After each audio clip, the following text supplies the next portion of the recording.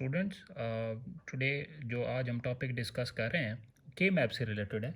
तो ये chapter number 4 article number 4.5 के map basically is use for the simplifications of the SOPs, some of product form जो हमारे पास produce हो जाती है फ्रॉम द ट्रूथ टेबल।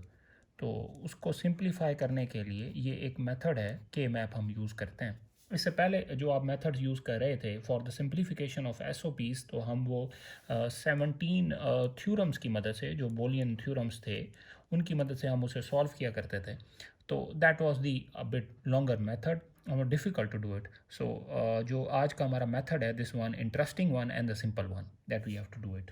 सो सबसे पहले यहाँ हमारे पास जो इसके टेबल्स हैं, वो हमारे पास इसके 3 टाइप्स ऑफ टेबल्स हैं जो हमें आने चाहिए, जिसमें से जो फर्स्ट टेबल है it is of 2 rows and 2 columns. 2 rows and 2 columns. जो सेकंड हमारे पास टेबल होता है that is of 4 rows and 2 columns, and the third one is of 4 rows and 4 columns. So these are the three types of the table that we have to discuss in that. तो नेमली अगर मैं 2x2 का table बनाऊं तो इसमें मेरे पास 2 variables होंगे A और B, और you can name it any C D E F, but there must be only the 2 variables. जब मैं 4x2 टेबल की बात करूंगा तो यहाँ पे मेरे पास 3 वेरिएबल्स होंगे A B एंड C। जब मैं 4x4 टेबल की बात करूंगा तो यहाँ मेरे पास 4 वेरिएबल्स होंगे A B एंड C, जिसमें से टॉकिंग बस coming to the first table, जिसमें A जो होगा it will be on the row side and the B will be on the column side. इसी तरह से coming to the table number 2, जिसमें से A and B both will be on the row side and the C will be on the column side. And coming toward the third table, in which A and B will be on the row side and C and D will be on the column side. तो ये के map, Karnaugh map के table बनाने के, उसको SOP को simplify करने के हमारे पास ये 3 मेथड्स हैं जिसको हम फॉलो कर सकते हैं। और नॉर्मली आप कोई भी एक्सप्रेशन देखते हो, just like I write an expression here, A B bar C into A bar into A B C bar. So ये आपके पास एक एसओपी है। I am giving for example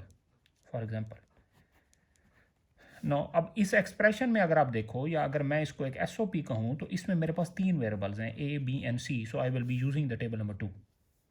इसी तरह से दिस इज एसओपी 1। इसी तरह से अगर मेरे पास एसओपी 2 हो, let I am giving you an example, A bar B plus A B bar plus A bar B bar. Now I will be using the table number 1 because it involves only 2 variables. And similarly, if there are 3 variables there, if I put here, if I say A B C D or A B bar C D, for example, SOP example number 3. Now here I am using the table number 3 because here it involves the 4 variables A B C and D.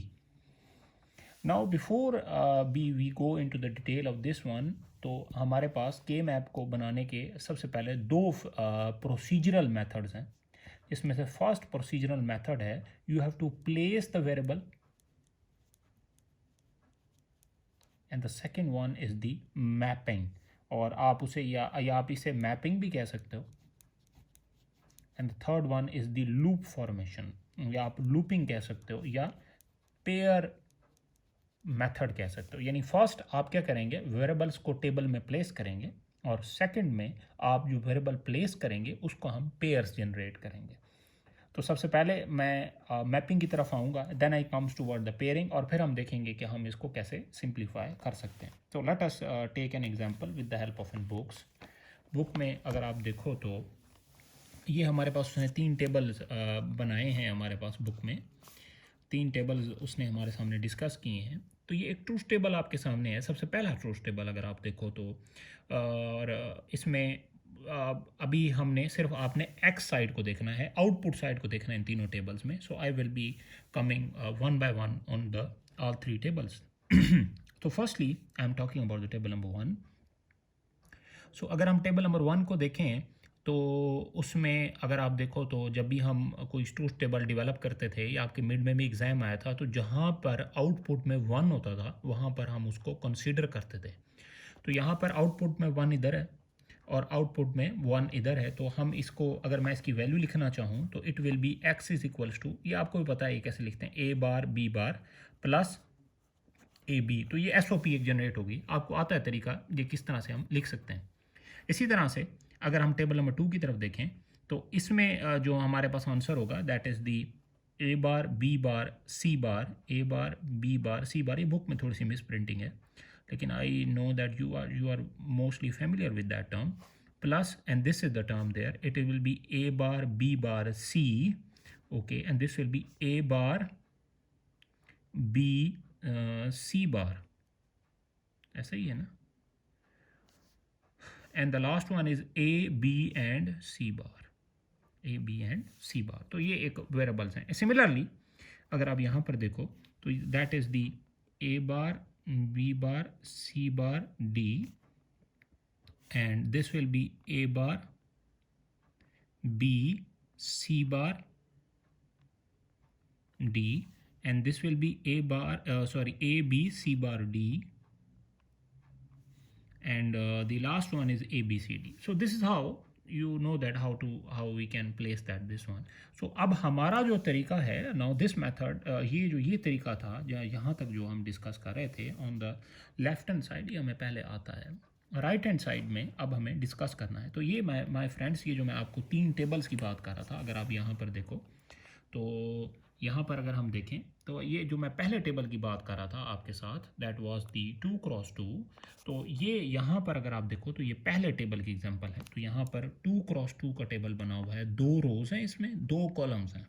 तो जैसे मैंने आपको यहाँ पर कहा था, अगर आप वहाँ पर उसको नोट करो, तो यहाँ पर मैंने आपको कहा था कि जो पहली टाइप है टेबल की 2x2 की, जहाँ पर 2 वेरिएबल्स होंगे a और b, तो उसमें a हम रो साइड पर रखेंगे, b हम कॉलम साइड पर रखेंगे। तो यहाँ पर आप देखो तो a को हमने रो साइड पर रखा और b को हमने कॉलम साइड पर रखा। अच्छा, अब अगर हम DLD को स्टडी करें तो मोस्टली हमारे पास डिजिटल सिस्टम में 2 ही कंडीशंस हो सकती हैं किसी वेरिएबल की, या तो वो ऑफ होगा या तो वो ऑन होगा। तो नॉर्मली हम a को रिप्रेजेंट कर सकते हैं a bar for the zero and a is representing with the 1, and you know that. इसी तरह से b की भी 2 कंडीशंस हो सकती हैं, या वो 0 होगा या वो 1 होगा। तो हम b को रिप्रेजेंट करेंगे b बार से और सिंपली विद द b1। सो अच्छा, अब पहली एग्जांपल लेते हैं।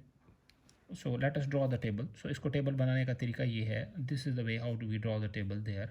सो यहाँ पर 2 रोज़ हैं, 2 कॉलम्स हैं। I am writing the a for the row side and the b for the column side. तो यहाँ पर मैं क्या लिखूँगा, a बार b b बार। अच्छा, अब आप इसकी जगह पे कुछ भी कर सकते हो, you can draw it just like that one.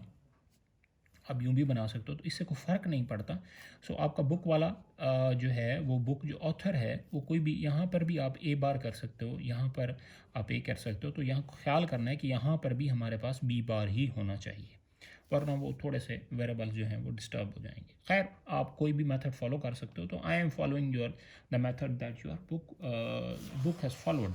तो यहाँ पर आपको याद होगा, तो यहाँ पर जो XOP थी हमारे पास, that was the a bar b bar plus A B. ये मैं बुक से एग्जांपल देख रहा हूँ, यहाँ पर लिखी हुई है, ये जो अभी हमने जनरेट की थी, ये SOP इक्वेशन है। एक तो तरीका ये था कि हम उसको बोलियन के 7 थ्योरम से सिंप्लीफाई करते, जो हमारे पास 15-16 थ्योरम्स थे उनमें से लगाते, उनको सॉल्व करते, and then we find out the equation. तो अब ये तरीका ये है कि अब हम इसको मैप करने जा रहे हैं विद द हेल्प ऑफ K-मैप।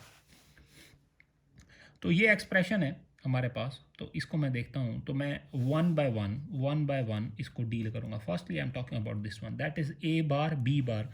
तो ये मेरे पास है a बार b बार। तो ये मैं ये वाली रो लेता हूँ, क्योंकि पहले मेरे पास जो रो है वो a बार वाली रो है। इसमें यहाँ पर नहीं आएगा, यहाँ पर जहाँ पर ये मैच हो जाए तो उधर मैं क्या प्लेस कर दूँगा, 1 प्लेस कर दूँगा। अच्छा, इससे पहले कि मैं आपको इसके अंदर 1 लिखूं, मैं आपको ज़रा एक और चीज़ समझा दूं।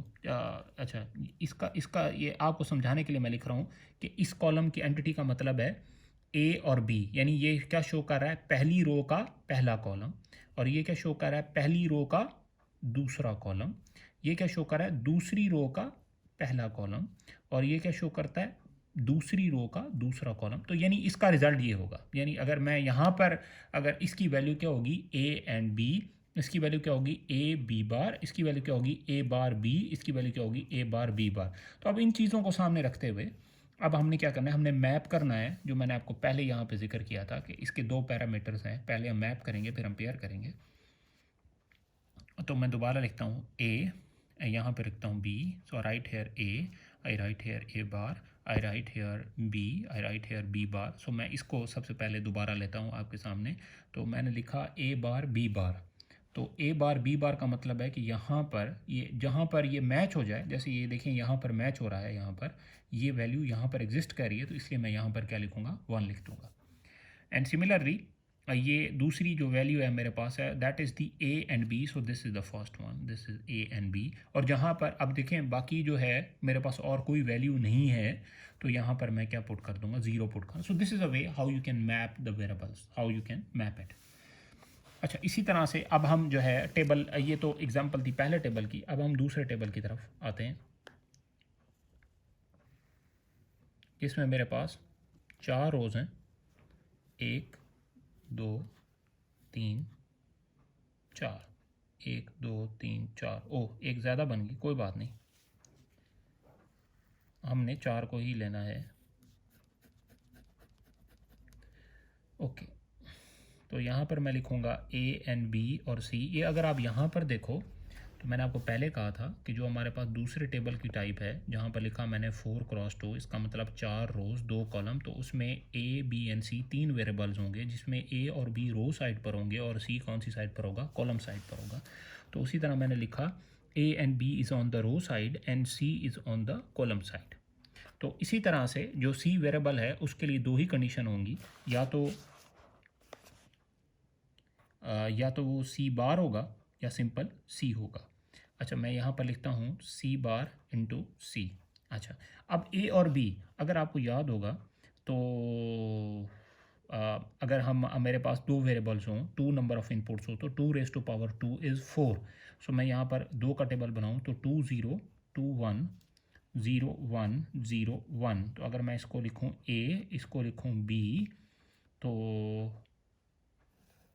इसका ये क्या आएगा ए बार बी बार, ये क्या आएगा ए बार बी, और ये क्या आ जाएगा A into B bar, and this is A B.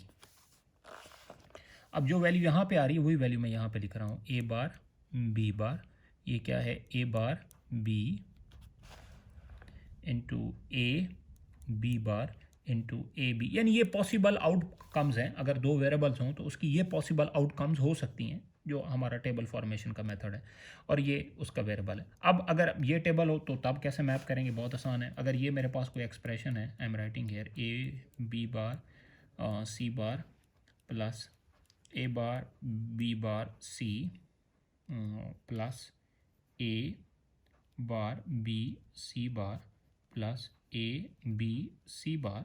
So now if I have to put these variables inside this one, तो मैं यहाँ पर लिखता हूँ कि a bar b bar c बार यहाँ पर 1 होगा, and a bar b bar c यहाँ पर 1 होगा, and a b c bar a bar b and c bar here will be 1, and a b c bar, so here will be the 1.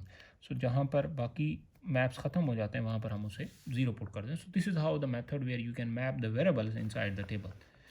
So similarly आगे चलते हैं। आगे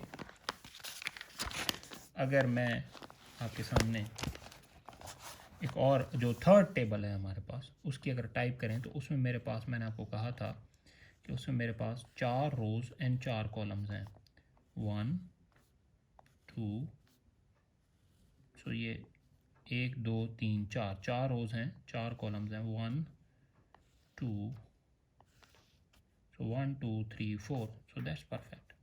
So I am writing here A B and C and D. ये मैंने पहले आपके सामने, अगर आप यहाँ पर नोट करो तो यहाँ पर आपके सामने मैंने जिक्र किया था कि जो थर्ड टाइप है हमारे पास टेबल की, तो उसमें मेरे पास 4 वेरिएबल्स होंगे, जिसमें 2 रो साइड पर होंगे और 2 जो है वो कॉलम साइड पर होंगे।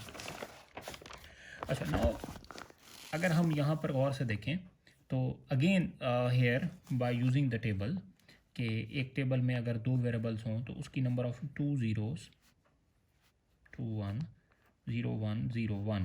So here the possibility is that where we have the value a bar b bar a bar b a b bar into a b, and here the value that we will get here the same c bar d bar c bar d c d bar into C D. तो जो variables यहाँ पे आ रहे हैं वो C D के लिए भी वही होंगे. जैसे मैं लिखता हूँ सी डी, सो 2 zeros 2 1 0 1 0 1. तो आप ये दे सकते हैं A bar B bar A bar B A B bar A B, so C bar D bar C bar D C D bar C D. तो वही चीज़ें मैंने यहाँ पर लिख दी हैं. अगर मेरे पास एक्सप्रेशन यहाँ पर I am taking example from your book A bar B bar C bar D plus A B C bar D into plus A B C bar D plus A B C D. यानी अगर ये कोई S O P है और उसको मैंने table के अंदर मैप करना है, प्लेस करना है, तो उसका तरीका क्या है? I am taking the variables one by one. Expressions में से हर एक को वन बाय वन जो है मैं डील करूँगा. सबसे पहले A bar B bar C bar D. So this will be the my first one A bar B bar C bar D. So here I place the one a bar b, this is a bar b row, and the variable is c bar d, so I will put here the one here. And for this one a b c bar d, a b and c bar d. So this is a b c bar d and this is a b c d. So this is the one here. So a b c bar d a b c d. तो ये mapping हो सकती है. अच्छा, अब आपकी book में अगर आप अपनी बुक में देखोगे तो यहाँ पर उसने ये किया हुआ है कि जहाँ पर हमने ए बी लिया है लास्ट में, उसने ए बी इधर ले लिया है ए और इसको एंड में ले. इससे कोई फ़र्क नहीं पड़ता, इससे बिल्कुल कोई फ़र्क नहीं पड़ता आप इसमें से पहले ले लें या बाद में ले. There is no hard and fast rule ये. यानी अगर मैं आपकी बुक के मुताबिक इस टेबल को बनाऊँ तो उसने इस तरह से बनाया हुआ है ताकि वो जो है रिज़ल्ट को सिंप्लीफाई और ज़्यादा करना चाह रहा है आसानी से. अगर आप वो फॉलो करना चाह रहे हैं आप उस तरह से फॉलो कर सकते हैं. I am writing here C bar D bar C bar D C D bar. वो इस तरह से उसको फॉलो करना चाह रहा है. सो मैंने तो उस तरह से फॉलो किया जिस तरह से टेबल में रिज़ल्ट आ रहा है. अगर आपको इस तरह से करना चाहते हैं तो I have no problem that. A bar B bar A bar B A B bar. So इसमें से उसी तरह से ए बार सी बार यहाँ पर वन आ जाएगा और अगला है A bar B C bar D, यहाँ पर वन आ जाएगा. अगला है ए बी सी बार डी, यहाँ पर वन आ जाएगा. ए bar B bar C bar D. तो ये इजीली जो है वो यहाँ पर आ जाएगा. इसका फ़ायदा ये है इस तरह से करने से जो बुक ने मेथड यूज़ किया ये वाला मैपिंग का. अगर आप ये इसको इस पैटर्न को एक दफ़ा जहन में रख लें, इस पैटर्न को कि A bar B A B bar C bar D, तो उससे ये कि मैपिंग आगे जो अगला प्रोसीजर स्टेप है हमारे पास पेयरिंग का, तो पेयरिंग आसान हो जाएगी. वो पेयरिंग मैं आपको अभी थोड़ी देर में डिस्कस करता हूँ कि पेयरिंग कैसे आसान होगी. बस आपने अपने जहन में अभी एक चीज़ बिठा देनी है कि इस तरह करने से पेयरिंग आसान क्यों होगी, वाई. तो वो अभी मैं आपको थोड़ी देर में क्लियर करता हूँ कि इसको करने से पेयरिंग आसान क्यों होगी. अच्छा, अब ये आपकी बुक में उसने आगे जो पोर्शन शुरू हो रहा है यहाँ से देखें, लूपिंग जैसे पेयरिंग है तो उसने वो डिस्कस की हुई है कि वो पेयरिंग जो है वो कैसे होती है. आगे जो पोर्शन यहाँ तक उसने मैपिंग समझाई हुई थी हमें कि हम मैप किस तरह से कर सकते हैं. आगे जो है वो पेयरिंग जो है वो हो सकती है. अच्छा, अब पेयरिंग का जहाँ तक ताल्लुक़ है, जहाँ तक ये मैटर एग्जिस्ट करता है, तो आपके सामने ये कुछ उसने पेज नंबर 116, पेज नंबर 117, 118 तक उसने डिफरेंट मेथड्स बताए हुए हैं कि कहाँ कहाँ से पेयर्स बन सकते हैं. जैसे पहला तरीका पेयर बनाने का, जहाँ पर दो नंबर सेम, यानी आपने 1 और 1 का पेयर बनाना है, 0 0 का पेयर नहीं बनाना, ओनली जहाँ पर 1 होगा वहाँ पे पेयर बनाना है। सो ये जो 1 है, अगर ये दोनों वर्टिकल एग्जिस्ट करते हैं तो वहाँ पर एक पेयर बन जाएगा, जस्ट लाइक दिस वन। अगर हॉरिजॉन्टली एग्जिस्ट करते हैं और उनके दरमियान कोई ब्रेक ना हो, ब्रेक का मतलब ये है जैसे अब ये 1 है ना, अब अगर यहाँ पर ये यूँ होता 1 0 1, अब यहाँ पर ब्रेक आ गया, now the pair does not exist vertically. हाँ, हॉरिजॉन्टली यहाँ पे 1 है तो हॉरिजॉन्टली पेयर एग्जिस्ट कर सकता है, वर्टिकली यहाँ पे पेयर एग्जिस्ट नहीं कर सकता, because there is a break inside that. अगर कोई ब्रेक नहीं एग्जिस्ट कर रहा तो इसका मतलब ये है कि now the pair can exist. So here there is no break and the 1 and 1 are in the pair. So ये 2 का पेयर है, 2 का पेयर का मतलब इसमें 2 ones इन्वॉल्व हो रहे हैं and they are vertically. And similarly here यहाँ पर भी horizontally जो है एक पेयर जो है वो एग्जिस्ट कर सकता है। अच्छा, अगर 2 1 जो हैं वो एग्जिस्ट करते हों, वर्टिकली भी पेयर बना सकते हैं, और यहाँ पर अगर आप ये फिगर नंबर डी देखें तो यहाँ पर 2 1 अगर एग्जिस्ट कर रहे हों हॉरिजॉन्टली तो वहाँ पर भी एक पेयर बना सकते हैं। तो ये जो ये फिगर है, ये पेज है आपको, ये सबसे पहले अभी मैं आपको ये पेयरिंग दिखा देता हूँ, फिर मैं आपको बताता हूँ कि पेयर बनाने के बाद अगला स्टेप, जो थर्ड हमारे पास स्टेप है, यहाँ पर मैं एक लिखना पड़ गया। और now first one is the mapping, second one is the pairing and third one is to solve. तो एक के मैप में ये 3 मेथड जो है मेरे पास इस्तेमाल होते हैं। अच्छा, अब इसी तरह से इस पेज नंबर 7 को 117 को देखना। अच्छा, आपने प्रेफरेंस देनी है, प्रेफरेंस क्या देनी है, 2 को 4 पर, 4 को 8 पर, सॉरी 8 को प्रेफर देनी है, I am writing here now this one. 16 को प्रेफर देना है 8 पर, 8 को प्रेफर देना है 4 पर, 4 को प्रेफर देना है 2 पर। यानी जहाँ पर आपके पास 16 वन पेयर बन रहे हैं आइदर वर्टिकली और हॉरिजॉन्टली, तो आपने 16 पहले पेयर्स बना लेने। अगर 8 पेयर्स बन रहे हैं आइदर वर्टिकली और,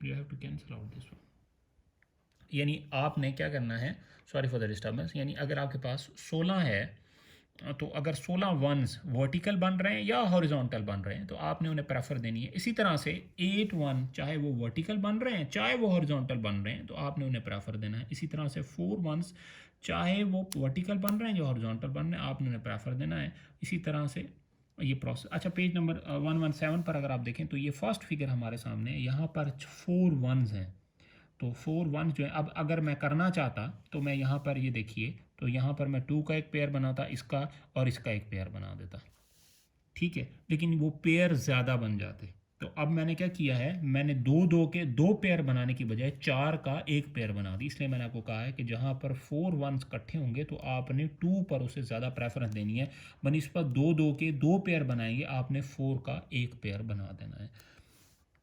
तो ये 4 1 जो हैं वो वर्टिकली एग्जिस्टेड थे तो वर्टिकली एक पेयर बन जाएगा 4 का।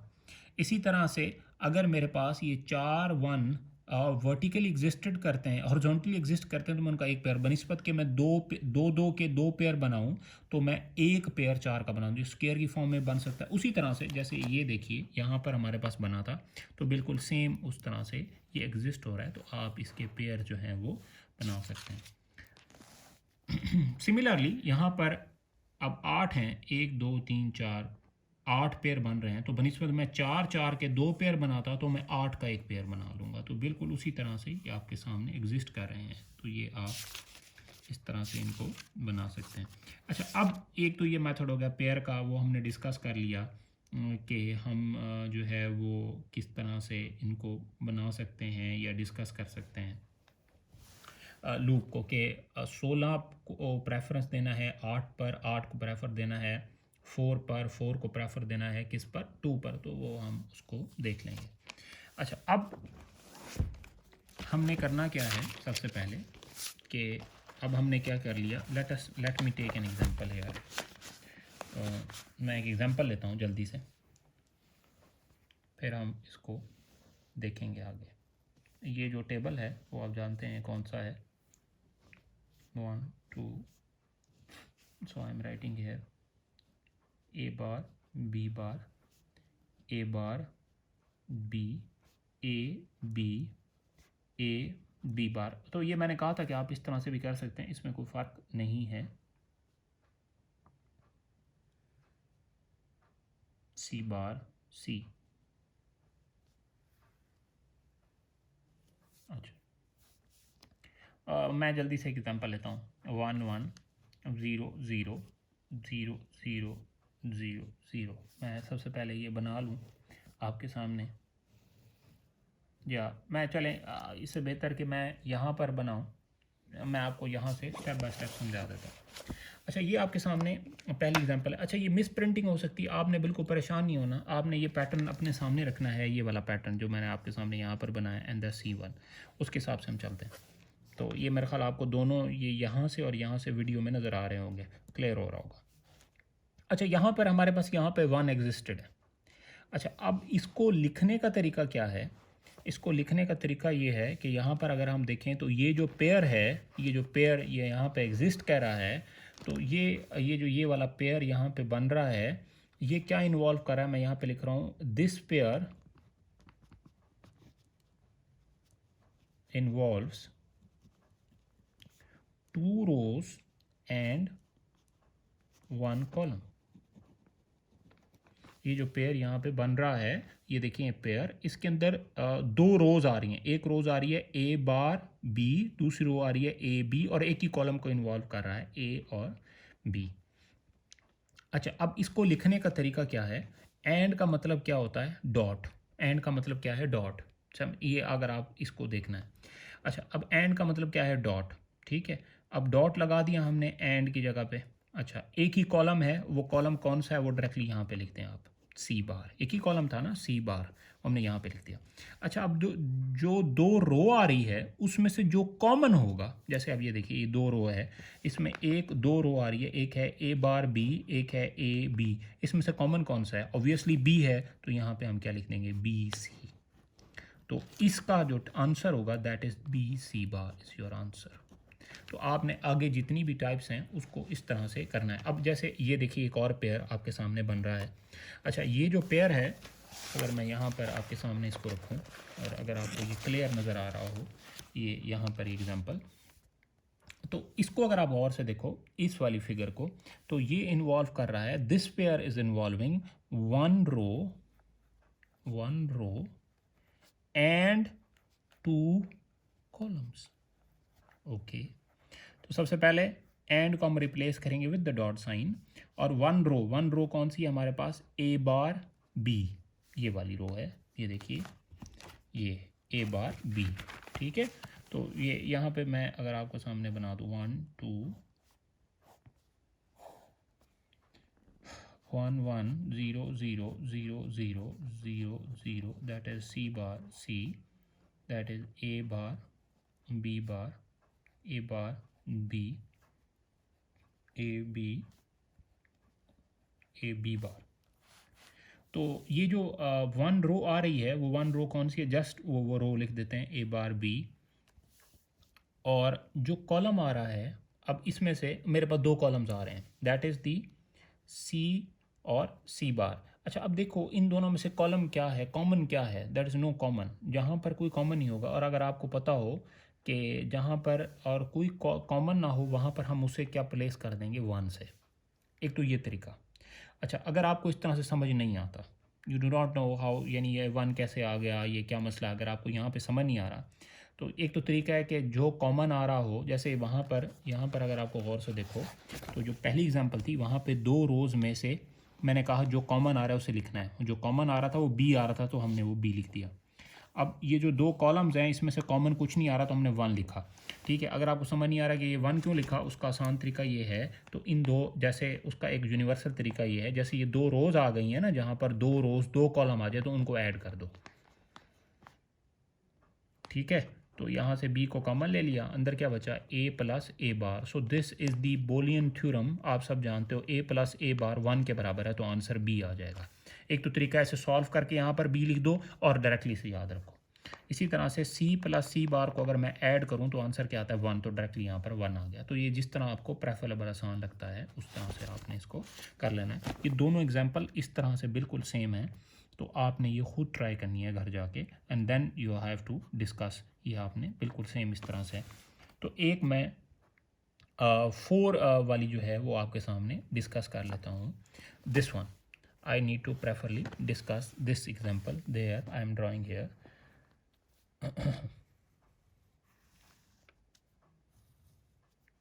One, two.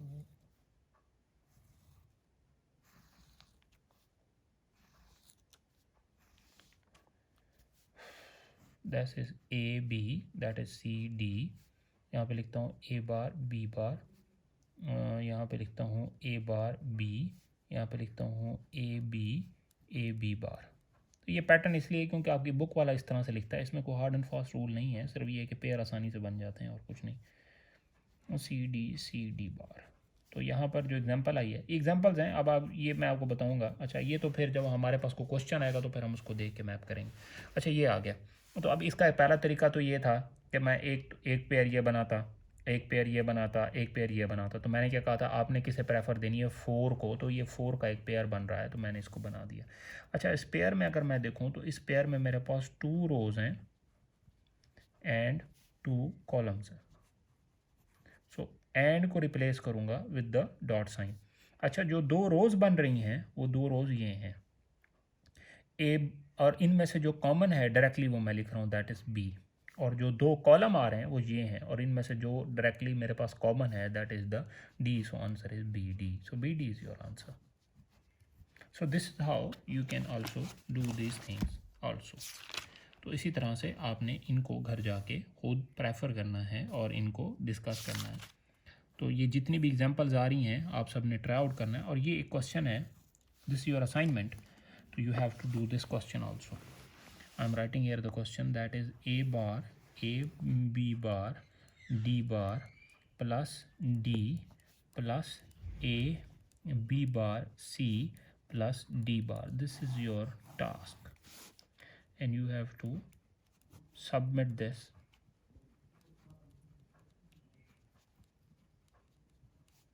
on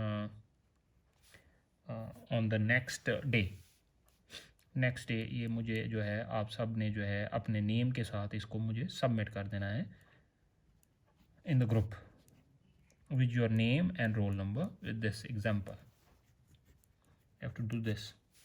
Let me solve it out here, but you have to do it yourself.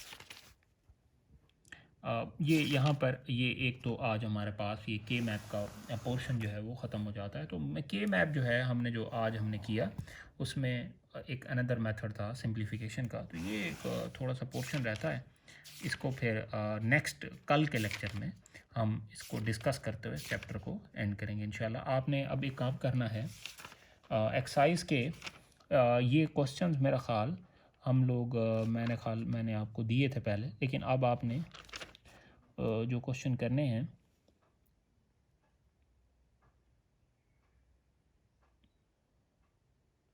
that is the section 4.5, section 4.5 problem number 4.11, 4.12, 13, 14, 15. So plus you have to submit me an assignment of 4.11 to 4.15. You have to solve this and then submit to me. Okay, Allah Hafiz, see you.